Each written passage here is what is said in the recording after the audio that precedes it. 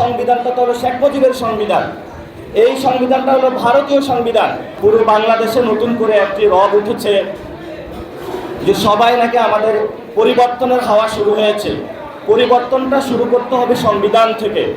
আপনি যদি গাছের গোড়ার মধ্যে পানি ঢালেন, গরম পানি, সেই গাছ তো আসলে বাঁচবে না যদি উপরে ফল আশা করেন। এখন মূল সমস্যাটা হলো এই সংবিধানটা তো হলো শেখ মুজিবের সংবিধান। এই সংবিধানটা হলো ভারতীয় সংবিধান।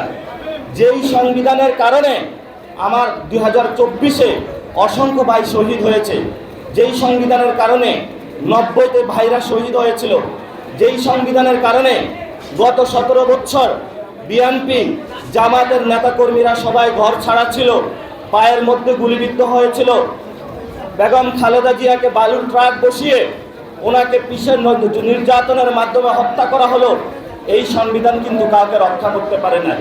এই জন্য আমরা বলেছিলাম এই সংবিধানটা যদি আমরা পরিবর্তন করতে পারি, যদি জুডিশিয়ারি, এক্সিকিউটিভ এবং অ্যাসেম্বলিকে আলাদা আলাদা করে পাওয়ার চেক অ্যান্ড ব্যালেন্স করতে পারি, তাহলে শেখ হাসিনার মতন আর কেউ স্বৈরাচারী হয়ে উঠবে না।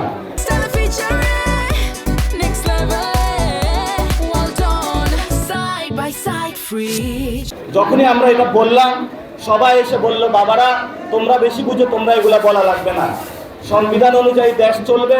এই সংবিধান তো শেখ হাসিনার সংবিধান, এই সংবিধান তো শেখ মুজিবের সংবিধান।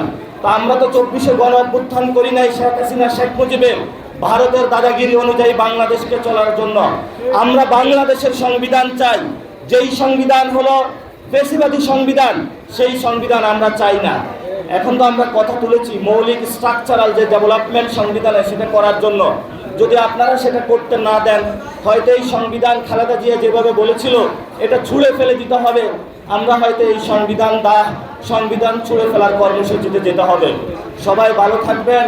আজান হয়েছে, আপনারা ইনশাল্লাহ আমরা নতুন একটি বাংলাদেশ গঠন করবো, যে বাংলাদেশে সবাই নিরাপদ থাকবো।